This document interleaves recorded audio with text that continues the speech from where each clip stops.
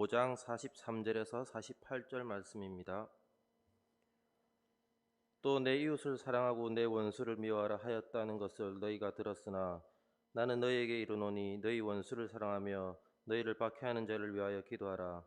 이같이 한즉 하늘에 계신 너희 아버지의 아들이 되리니 이는 하나님이 그 해를 악인과 선인에게 비추시며 비를 어려운 자와 불의한 자에게 내려주심이라. 너희가 너희를 사랑하는 자를 사랑하면 무슨 상이 있으리요?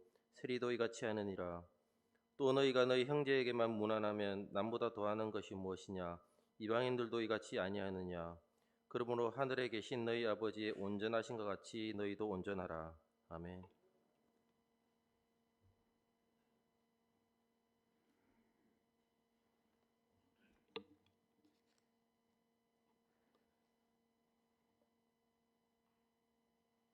이 시간 질문으로 말씀을 시작하려 합니다.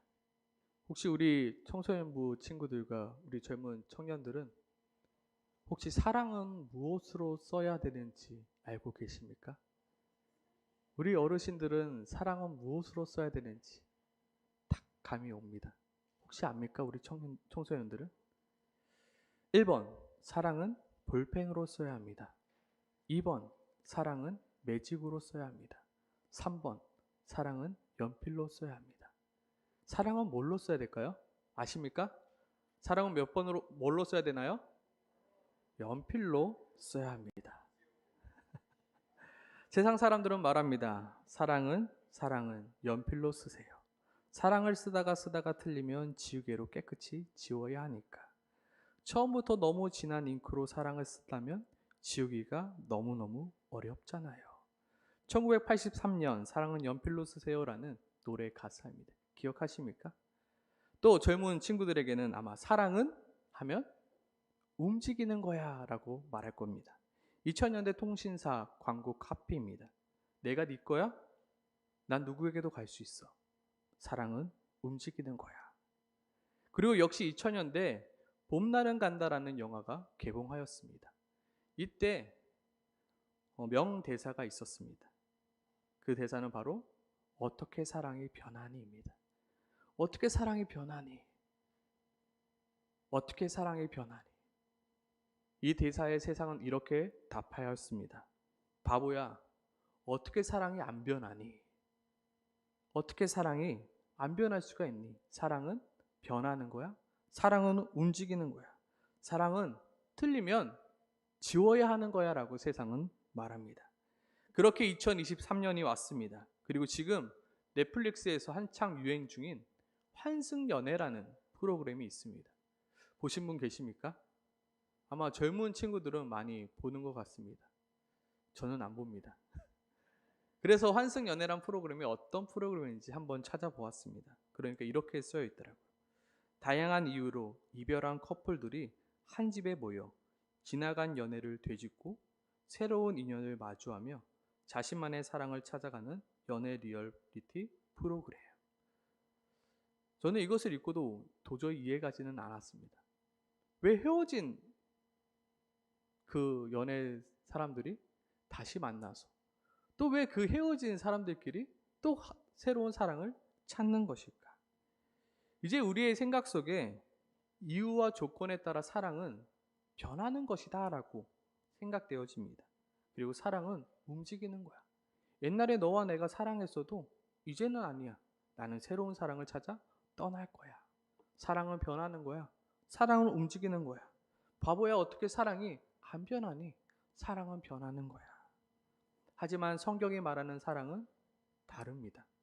성경이 말하는 사랑은 변하지 않는 사랑입니다. 성경이 말하는 사랑은 이유와 조건이 없는 사랑입니다. 사랑에는 이유와 조건이 없다고 말합니다. 오늘 본문 속 예수님은 이렇게 말씀하십니다. 48절입니다. 그러므로 하늘에 계신 너희 아버지의 온전하신 같이 너희도 온전하라. 우리는 여기서 온전하다라는 뜻이 무엇인지 고민해 보아야 합니다. 온전하다는 과연 무엇을 말하는 걸까? 그리고 온전하라라고 말씀하시는데 과연 온전하는 것은 어떻게 해야 되는 것이 맞는 것인가? 먼저 사전적 의미로 온전하다라는 뜻은 완전한 완성된 그리고 성숙한이란 뜻을 가지고 있습니다. 즉 하나님이 완전하신 것처럼, 하나님이 성숙하신 것처럼 너희도 완전하라, 너희도 성숙하라. 그런데 솔직히 100% 이해되지는 않습니다. 완전한 게 뭐지? 성숙한 것이 뭐지? 아직은 명확하지 않습니다. 그래서 성경은 완전함이란 무엇인가에 대해서 이렇게 설명하고 있는데요. 44절, 45절입니다. 나는 너희에게 이르노니 너희의 원수를 사랑하며 너희를 박해하는 자를 위하여 기도하라.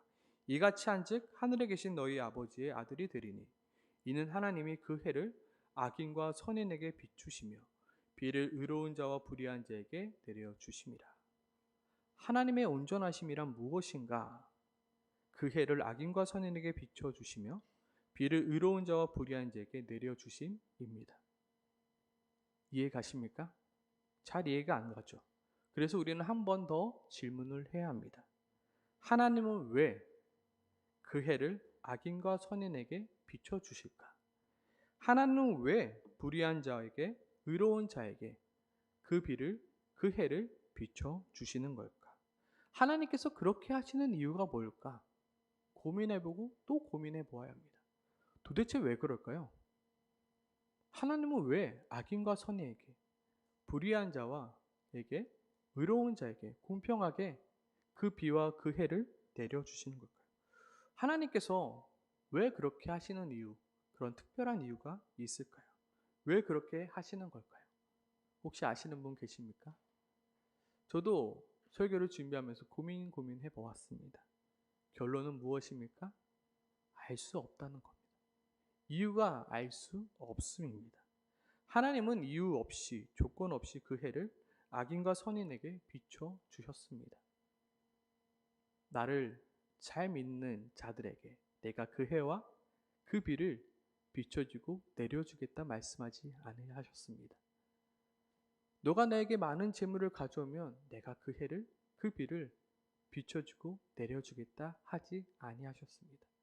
하나님은 먼저 그 해와 그 비를 비춰주시고 내려주셨습니다.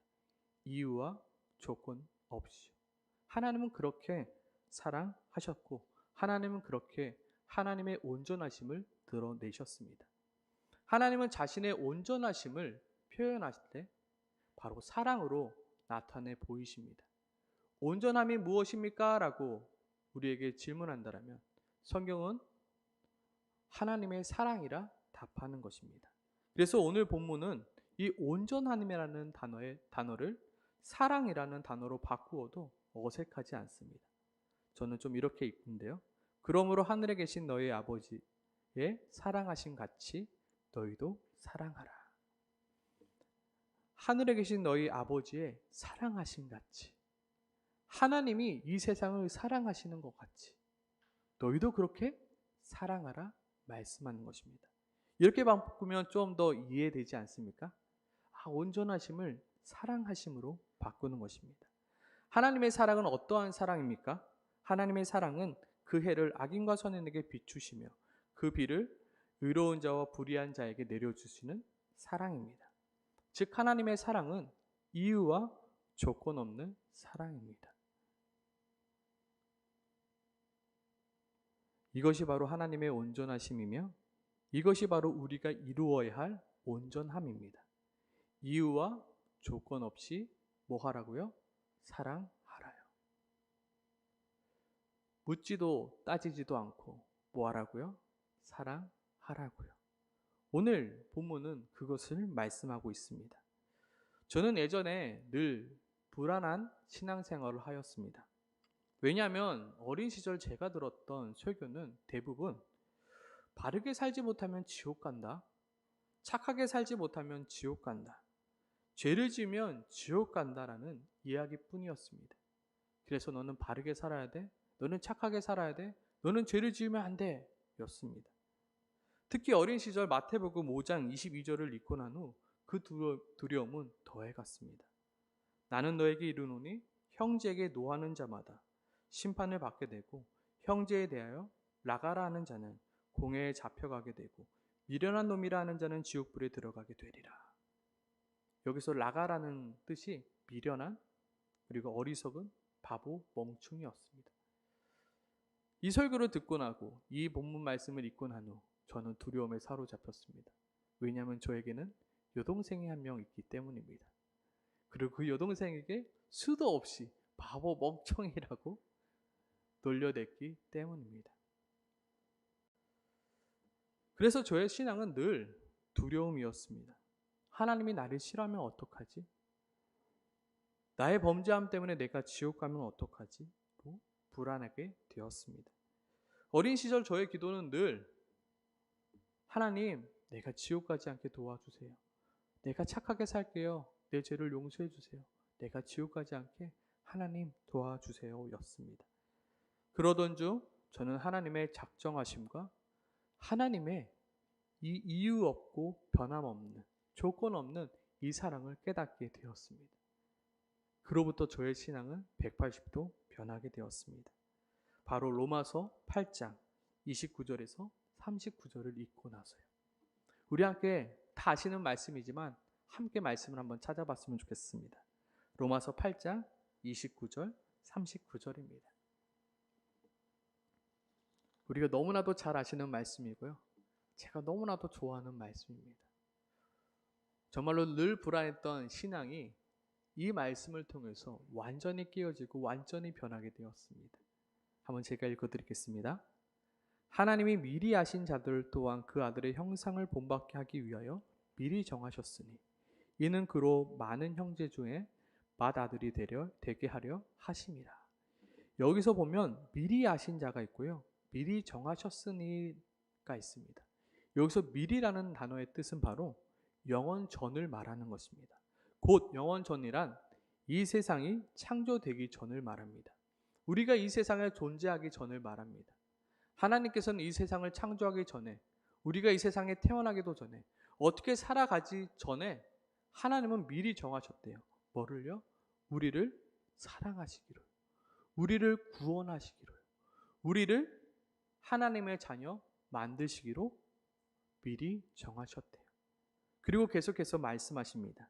또 미리 정하신 그들을 또한 부르신 그들을 또한 의롭다 하시고 의롭다 하신 그들을 또한 영화롭게 하셨느니라. 누가요? 하나님이요. 하나님이 미리 정하신 그들을 부르신대요. 또 하나님이 부르신 그들을 어떻게 하신대요? 의롭다 여겨주신대요. 또한 의롭다 하신 이들을 어떻게 만들어 가신대요? 영화롭게 만들어 가신대요. 그런즉 이 일에 대하여 우리가 무슨 말을 하리요?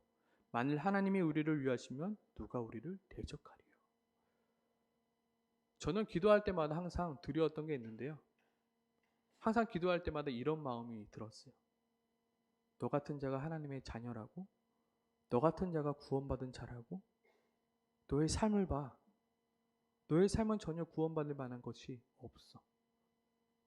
너가 어떻게 하나님의 자녀야? 근데 이 말씀, 그런즉 이 일에 대하여 우리가 무슨 말을 하리요? 만일 하나님이 우리를 위하시면 누가 우리를 대적하리요? 하나님이 나를 자녀 삼으셨대. 하나님이 나를 부르셨대. 하나님이 나를 의롭다 여겨주셨대. 하나님이 나를 영화롭게 만드셨대. 어떻게 해요? 자기 아들을 아끼시지 아니하시고 우리 모든 사람을 위하여 내어주신 이가 어찌 그 아들과 함께 모든 것을 우리에게 주시지 아니하겠느냐. 누가 능히 하나님께서 택하신 자들을 고발하리요? 의롭다 하신 이는 누구라고요? 하나님이래요. 하나님이 나를 의롭다 여겨주셨는데 누가 뭐라고 하겠냐고요. 누가 정죄하리요? 죽으실 뿐 아니라 다시 살아나신 이는 그리스도 예수시니 그는 하나님 우편에 계신 자요 우리를 위하여 뭐 하신대요? 간구하신대요. 기도하신대요. 누가 우리를 그리스도의 사랑에서 끊으리요? 끊을 수 있다고요? 없다고요? 없다고요. 환난이나 공고나 박해나 기근이나 적신이나 칼이냐? 위험이나 칼이랴. 기록된 바 우리가 종일 주를 위하여 죽임을 당하게 되며 도살당할 양같이 여김을 받았나이다 함과 같나이다. 그러나 이 모든 일에 우리를 사랑하시는 이로 말미암아 우리가 어떻게 해요? 넉넉히 이기리라. 내가 확신하노니, 내가 확신한다. 고백하는 거예요. 사망이나 생명이나 천사들이나 권세자들이나 현재인이나 장래이나 능력이나 높음이나 깊음이나 다른 어떤 피조물이라도 우리를 우리 주 그리스도 예수 안에 있는 하나님의 사랑에서 끊을 수 있다고요, 없다고요? 없다고요. 이게 바로 복음입니다. 이게 바로 복음이라. 하나님의 사랑은 그 누구도 끊을 수 없대요. 하나님의 사랑은 변하지 않대요. 하나님의 사랑은 지우개로 지울 수 있을까요? 없다고요. 제가 정말로 은혜롭게 느꼈던 거는 하나님의 선택하신 거 하나님의 사랑은 취소나 변경이나 축소될 수 없다는 거예요. 무엇으로 말미암아요? 나의 어떠함으로 말미암아요. 나의 어떠함 때문에 하나님이 나를 선택하신 것이 아니고 나의 어떠함 때문에 하나님이 나를 사랑하시는 것이 아니잖아요. 우리는 한 번 더 이렇게 질문할 수 있어요. 그것은 바로 그런데 왜 나를이에요. 그런데 왜 나를? 그래 하나님 사랑하셨어. 알았어. 이거 끝이 아니라요. 그런데 왜 나를이라는 질문이 우리 가운데 있어야 돼요. 그런데 왜 하나님은 나를 선택하셨지? 그런데 왜 하나님은 나를 사랑하시지? 그런데 하나님은 왜 나 같은 자를 위하여 독생자 예수 그리스도를 십자가에 내어주셨지? 혹시 이유 아시는 분 계십니까? 왜 하나님이 나를 선택하셨을까요? 왜 하나님이 나를 사랑하시는 건가요? 어떠한 사람들은 말합니다. 하나님께서 너를 사용하시기 위하여 너를 선택하신 거야. 어쩌면 이 말은 내가 쓰임받을 만해서 하나님이 사랑하신 것이라 해석할 수도 있습니다. 과연 하나님께서 나를 사용하시기 위하여 선택하신 걸까요? 과연 하나님께서 내가 쓰임받을 만한 사람이기 때문에 사랑하신 걸까요? 자기 자신에게 냉정하길 소망합니다. 우리가 정말로 쓰임받을 만해서 하나님이 사랑하신 걸까요? 우리가 정말로 사랑받을 만해서 하나님이 사랑하신 걸까요? 그러면 혹시나 내가 쓰임받을 만하지 않는다라면 하나님의 사랑도 취소되는 것일까요? 우리는 우리의 모습이 얼마나 무가치하고 형편없는지를 너무나도 잘 알고 있습니다. 우리가 하나님께 쓰임받을 만한 사람이어서 하나님께서 사랑하시는 거라면 우리는 전혀 사랑받을 자격이 없는 존재입니다. 결국 하나님의 사랑에는 이유와 조건이 없다는 것입니다. 아무리 찾아봐도 그 이유와 조건이 없어요. 하나님 왜 나를 사랑하시죠? 하나님 뭐 때문에 나를 사랑하시죠? 뭐 때문에 나를 선택하셨죠? 정말 많이 질문하고 고민해 보았습니다. 하지만 그 이유와 조건 없이 사랑하신다. 악인과 선인에게 그 비를 내리셨던 것처럼 그 해를 비추셨던 것처럼 나를 비추셨고 나를 기다려주셨고 나를 사랑해 주셨고 나를 인도하셨고 나를 이끄셨다는 것입니다. 멀리 돌아왔습니다. 오늘 성경 우리에게 말씀하십니다. 43절 44절 또 내 이웃을 사랑하고 내 원수를 미워하라 하신 것을 너희가 들었으나 나는 너희에게 이르노니 너희 원수를 사랑하며 너희를 박해하는 자를 위하여 기도하라. 무슨 말입니까? 너희도 이유와 조건 없이 사랑하라는 것입니다. 원수를 사랑할 이유가 무엇이 있겠습니까? 원수를 사랑할 조건이 무엇이 있겠습니까? 이유와 조건이 없군요. 그냥 사랑하라고요. 사랑할 만한 자를 사랑하면 그게 무슨 사랑이냐? 그것은 누구나 하는 사랑이다. 뭐예요? 하나님이 너희를 사랑한 것처럼 하늘에 계신 아버지의 사랑하신 같이 너희도 그렇게 사랑하라고요. 그것이 바로 하늘에 계신 하나님의 온전하심이며 너희도 그렇게 온전하게 살아가라고요. 성경은 말합니다. 우리가 아직 연약할 때 기약대로 그리스도께서 경건하지 않은 자를 위하여 죽으셨다. 더 나아가서 우리가 아직 죄인 되었을 때 그리스도께서 우리를 위하여 죽으심으로 하나님께서 우리에 대한 자기 사랑을 확증하셨느니라. 더 나아가서 우리가 원수 되었을 때 누구와요? 하나님과 원수 되었을 때 그의 아들의 죽으심으로 말미암아 하나님과 화목하게 되었은즉 화목하게 된 자로서는 더욱 그의 살아나심으로 말미암아 구원을 받는 것이라. 하나님의 사랑은 내가 잘하고 내가 착하게 살아가고 내가 쓰임받을 만하고 그 이유와 조건이 맞아서가 아닙니다. 우리가 아직 연약할 때에도 우리가 아직 죄인 되었을 때에도 우리가 아직 원수 되었을 때에도 여전히 변하지 않으며 여전히 취소되지 않는 사랑하심입니다. 아멘이십니까? 오늘 본문은 바로 이것을 우리에게 말씀하고 있는 것입니다. 하늘에 계신 너희 아버지의 온전하신 같이 너희도 온전하라. 하늘에 계신 너희 아버지의 사랑하신 같이 너희도 사랑하라입니다. 조금 이해가 되십니까?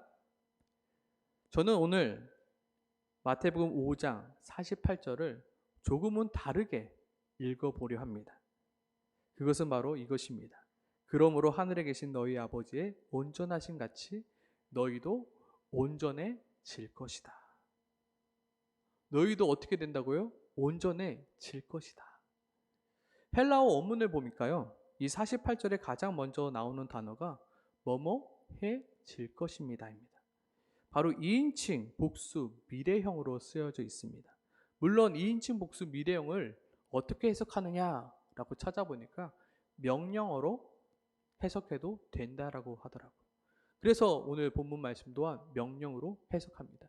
근데 저에게는 이 뜻이 좀 더 명확하고 더 좋더라고요. 너희는 온전해질 것이다. 하늘에 계신 너희 아버지의 온전하신 같이. 아멘이십니까? 너희는 사랑할 것이다. 하늘에 계신 너희 아버지의 사랑하신 같이. 물론 어떤 주석에도 이러한 표현은 설명하는 부분은 없었습니다. 하지만 신학적으로 주해적으로 오류가 없기에 오늘은 조금 다른 관점으로 마태복음 5장 48절을 나눠보려 하는 것입니다. 그러므로 하늘에 계신 너희 아버지의 온전하신 같이 너희도 온전해질 것이다. 이게 얼마나 큰 은혜입니까? 그러므로 하늘에 계신 너희 아버지의 사랑하신 같이 너희도 사랑할 수 있을 것이다. 이렇게 해석하면요, 이 마태복음, 이 본문이 전혀 다르게 보이기 시작합니다. 좀 더 나아간다면 너희도 누구든지 내 오른편 뺨을 치거든 왼편도 돌려댈 수 있는 사랑을 하게 될 것이다. 하나님, 어떻게 오른편 뺨을 때리는 사람에게 왼편까지 돌려댈 수 있습니까? 우리는 어떻게 합니까? 내 아들이, 내 자녀가 맞고 오면 어떻게 하죠? 한 대 맞으면 몇 대 때리라고 하죠?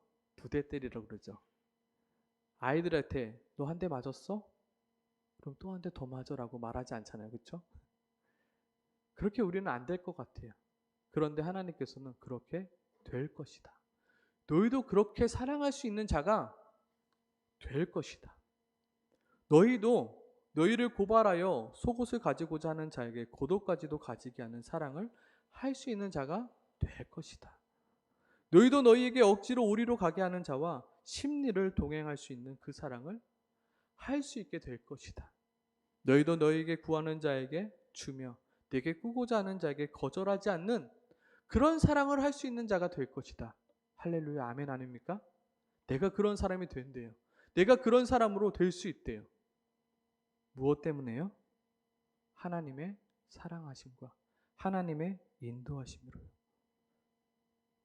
마지막으로 너희도 너희 원수를 사랑하며 너희를 박해하는 자를 위하여 기도할 수 있는 자가 될 것이다 말씀하는 것입니다. 그러므로 뭐 하라고요? 사랑하라고요. 그러므로 너희는 지금부터 내 오른뺨을 치거든 왼뺨을 돌려대는 연습을 하라 말씀하는 것입니다. 그러므로 너희는 지금부터 속옷을 가지고자 하는 자에게 고도까지 주는 연습을 하라 말씀하시는 것입니다. 왜요? 하나님이 그렇게 만드시겠다고 작정하시고 결심하셨고 약속하셨기 때문에요. 내가 너희를 그렇게 만들어 갈 것이다. 내가 너희를 그렇게 만들어 갈 것이다. 내가 너희를 그렇게 빚어 갈 것이다. 그런 사랑을 할 수 있게끔, 그런 온전함을 누릴 수 있게끔, 지금은 내 모습에 그 모습이 보이지 않지만 여전히 누가 내 오른뺨을 때리면 그 사람의 오른뺨 왼뺨을 돌려대는, 때리는 사람일지라도 내가 너를 바꿔가겠다 말씀하셨습니다. 우리는 변하게 될 것입니다. 아멘이십니까? 우리는 그렇게 온전하게 되어질 것입니다. 우리는 그렇게 사랑할 줄 아는 사람이 될 것입니다. 왜요? 우리가 그 사랑으로 구원받은 자이기 때문입니다. 내 안에는 뭐가 있어요? 하나님의 사랑하심이 내 안에 있다고요. 하나님이 나를 어떻게 구원하셨는지 누구보다 잘 아는 자가 되어버렸기 때문에 가치 없던 자라, 정말로 죄인 중에 괴수였던 나를 하나님의 사랑하심으로, 하나님의 오래 참으심으로, 하나님의 긍휼하심으로 나를 구원하신 그 사랑을 내가 알았기 때문입니다. 그리고 성령 하나님께서 여전히 내 가운데 그 사랑으로 고백하게 하시기 때문입니다. 우리는 마태복음 18장에 용서할 줄 모르는 종의 비유에 대해서 잘 알고 있습니다. 우리는 누구입니까? 우리는 만달란트 빚진 자입니다. 우리는 연약한 자입니다. 우리는 죄인입니다. 우리는 원수입니다. 하지만 하나님의 은혜와 예수 그리스도의 십자가의 보혈로 그 만달란트의 빚을 모두 탕감받은 자입니다. 우리로서는 도저히 해결받을 수 없었던 그 모든 죄악들을 용서받은 자가 되었습니다. 그리고 이 자리에 앉아 있는 것입니다. 성경은 우리에게 말씀하십니다. 내가 너희를 불쌍히 여긴 같이 너도 내 동료를 불쌍히 여김이 마땅하지 아니하냐. 무엇입니까? 너희가 그렇게 불쌍히 여김 받았으니 너희도 어떻게 해요? 불쌍히 여겨라요. 너희도 그러한 사랑으로 구원을 받았으니 너희도 그러한 사랑을 하라요. 이유와 조건 없이 너희도 사랑받았잖니. 너희도 사랑하라요. 만달란트 빚진 자가 이유와 조건 없이 만달란트 빚을 탕감받았습니다. 그렇게 그는 자유인이 되었습니다. 그럼 너도 그 사랑을 하는 것이 마땅하다 말씀하십니다. 그런데 우리가 어찌 다른 이들을 정죄하고 우리가 어찌 다른 이들을 판단할 수 있겠습니까?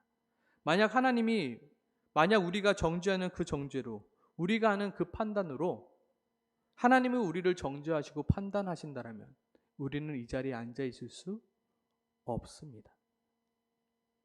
이유와 조건 없이 사랑하라는 거예요. 이유와 조건 없이 품으라는 거예요. 이유와 조건 없이 기다려 주라는 거예요. 사랑할 만해서 사랑하는 것이 아니라 품을 만해서 품는 것이 아니라 기다려 줄 만해서 기다리는 것이 아니라 하나님의 사랑하심 같이 하나님의 온전하심 같이 너희도 사랑하라 너희도 온전하라 말씀하십니다. 비판을 받지 아니하려거든 비판하지 말라. 너희가 비판하는 그 비판으로 너희가 비판을 받을 것이요 너희가 헤아리는 그 헤아림으로 너희가 헤아림을 받을 것이니 어찌 형제의 눈 속에 있는 티는 보고 내 눈 속에 있는 들보는 깨닫지 못하느냐. 우리가 어찌 다른 사람들을 비판할 수 있고 비난할 수 있고 정죄할 수 있겠습니까? 하나님의 사랑을 아는 자는 내가 어떻게 구원받은지 아는 자는 그 누구도 평가할 수 없고 그 누구도 정죄할 수 없는 것입니다. 더 나아가 하나님의 사랑을 아는 자는 하나님 앞에서와 그리고 사람 앞에서 겸손해질 수밖에 없는 것입니다. 왜냐하면 나는 빚진 자이기 때문입니다. 왜냐하면 나는 그 사랑으로 구원받은 자이기 때문입니다. 정말로 우리는 많이 묻고 또 물어야 합니다. 하나님, 도대체 나를 구원하신 이유는 무엇입니까? 도대체 나를 사랑하신 이유는 무엇입니까? 하나님, 나같이 형편없는 놈을 사랑해 주시는 이유가 무엇입니까? 매일같이 넘어지고 또 넘어지는 나 같은 놈을 사랑해 주시는 이유가 무엇입니까? 여전히 내 마음 가운데는 욕심이 가득하고 여전히 내 마음 가운데는 더러움이 가득하고 여전히 내 삶 가운데는 정말로 하나님 보시기에 합당하지 않은 모습들이 가득한데 그럼에도 불구하고 여전히 나를 사랑하시며 여전히 나를 의롭다 여겨주시고 여전히 나를 인도해 주시는 그 하나님의 그 이유와 조건은 무엇입니까? 솔직히 저도 제가 왜 구원받았는지에 대해서 그 이유와 조건은 알 수 없습니다. 오직 하나님의 은혜로 예수 그리스도를 믿게 되었습니다. 그리고 그 믿음으로 말미암아 하나님의 자녀가 되었고 그 믿음으로 말미암아 구원받게 되었습니다. 어떤 이들은 이렇게 말합니다. 내가 예수 그리스도를 믿었어. 믿어봐. 믿어야 돼. 그렇죠? 믿어야 되는데 내가 잘나서 믿은 걸까요? 내가 열심히 있어서 믿은 걸까요? 내가 좀 더 지혜로워서 믿은 걸까요? 우리의 믿음은 우리의 공로가 될 수 없습니다. 우리의 믿음은 우리의 자랑이 될 수 없습니다. 초등부 설교할 때 제가 이렇게 항상 설교합니다. 저 예전에 그랬거든요. 예수님이 안 믿어져? 그럼 예수님 믿습니다를 100번, 1000번 고백해봐. 그럼 믿어지게 될 거야. 예수님 믿습니다 100번, 1000번 고백한다고 믿을 수 있을까요? 믿음은 하나님의 선물이라 말씀하십니다. 내 열심과 내 조건과 내 상황과 상관없이 하나님이 주시는 선물입니다. 내가 쓰임받을 만해서 하나님이 믿음을 주셨을까요? 내가 그래도 누구보다는 좀 더 잘 사니까, 내가 열심으로 살아가니까 믿음을 주신 걸까요? 아니요. 이유와 조건 없이 하나님께서는 우리들을 선택하셨고 우리에게 믿음 주셨습니다. 구원을 받을 만한 자격이 있어서 구원하신 것이 아닙니다. 쓸만해서 구원하신 것이 아닙니다. 사랑받을 만해서 사랑하신 것이 아닙니다. 하지만 하나님께서 나를 사랑하사 구원해 주셨습니다. 아멘이십니까? 자신의 독생자이신 예수 그리스도를 십자가에 내어주심으로 자신의 사랑을 확증해 보이셨습니다. 내가 너를 이렇게까지 사랑한다. 나의 사랑은 변하지 않을 것이며 나의 사랑은 시들지 않을 것이다. 그렇게 약속해 주신 것입니다. 우리는 그 사랑을 알기에, 우리는 그 사랑으로 구원받았기에, 우리는 그 사랑으로 사랑하는 것이 마땅한 자가 되었습니다. 하나님 아버지 율법과 우리의 삶은 어떠한 상관관계가 있습니까? 우리는 이미 믿음으로 구원받았는데 우리가 율법으로 지킴으로 통해서 구원받은 것이 아니라 하나님의 사랑과 하나님의 선택하심과 하나님의 믿음으로 구원받았는데 율법은 우리에게 무슨 상관이 있겠습니까? 라는 그 질문 가운데 이렇게 답하고 싶습니다. 사랑하라는 우리 구원의 조건이 아닌 의무가 되어버렸다는 것입니다. 사랑하라. 하늘에 계신 아버지의 사랑하신 같이 너희도 사랑하라. 하나님이 너희를 사랑하신 것 같이 너희도 사랑하라. 그러면 내가 너를 구원하겠노라가 아니라 구원받은 자로서 이것은 마땅한 것이니 지켜 행하라입니다. 구원받았으니 구원받은 대로 살아가랍니다. 그것은 우리의 조건을 넘어 의무가 되었습니다. 사랑하는 것은 조건이 아니라 우리의 의무입니다. 하나님의 자녀된 자로서 마땅히 행해야 할 바입니다. 그리고 의무를 넘어서 우리의 사명이 되어 버렸습니다. 내가 하나님의 자녀이기 때문에, 내가 그렇게 구원받았기 때문에, 내가 그 사랑을 알게 되었기에 이제는 그 사랑을 전하는, 그 사랑을 세상에 알리는 사명이 되어버렸습니다. 내 오른뺨을 치는 자에게 왼편까지도 돌려대는 것이 우리의 사명이 되었습니다. 돌리고 싶어서 돌리는 게 아니에요. 그렇죠? 내 마음은 부글부글 끓어요. 내가 어떻게 하면 오른편과 왼편을 더 잘 때릴까? 그럼에도 불구하고 이것이 내 사명이 되어버렸기에 그럼에도 불구하고 돌려대는 것입니다. 나의 속옷을 가지고 사는 자에게 고독까지 내어주는 것이 우리의 뭐가 되었다고요? 사명이 되었습니다. 더 많은 것을 가지려 하는 것이 우리의 마음입니다. 그렇지만 우리가 그 사랑을 알기에, 나를 사랑하사 나의 모든 것을 내어주신 그 하나님의 사랑을 내가 알기에 나도 그렇게 사랑하는 것입니다. 억지로 오리로 가는 자에게 심리를 동행해 주는 것이 우리의 사명이 되어버렸고요. 더 나아가 원수를 사랑하며 나를 박해하는 자를 위하여 기도하는 것이 우리의 사명이 되었습니다. 이것은 사명입니다. 왜냐하면 나는 하나님의 사랑으로 구원받은 자가 되었기 때문입니다. 그리고 그로 말미암아 그 사랑을 알게 되었고 그 사랑 앞에 철저히 무너진 자가 되어버렸기 때문입니다. 사랑하면 닮아간다 하잖아요. 사랑은 서로를 닮아가게 하잖아요. 내 안에 사랑이 있는데, 내 안에 그 하나님의 사랑이 있는데 나도 하나님 그렇게 살고 싶어요. 나도 하나님 그 사랑을 나도 하고 싶어요. 하나님이 말씀하시죠. 너도 그 사랑을 하게 될 것이다. 너도 그 사랑을 하게 될 것이다. 내가 그렇게 만들 것이다. 그 사랑하길 원하십니까? 그 사랑하길 원하십니까? 그렇게 사랑하길 원하십니까? 이유와 조건 묻지 않고 그렇게 사랑하기 원하십니까? 이번 한 주간 이 말씀이 우리 마음 가운데 새겨지길 소망합니다. 누가 오른뺨을 때립니까? 그때마다 이 말씀이 내 마음 가운데 올라오길 소망합니다. 하나님의 사랑같이, 사랑하신 같이 나도 사랑하겠습니다. 그리하여 온전히 그 사랑을 이 세상 가운데 나타내는 우리 모두가 되길 소망합니다. 아멘. 기도하겠습니다.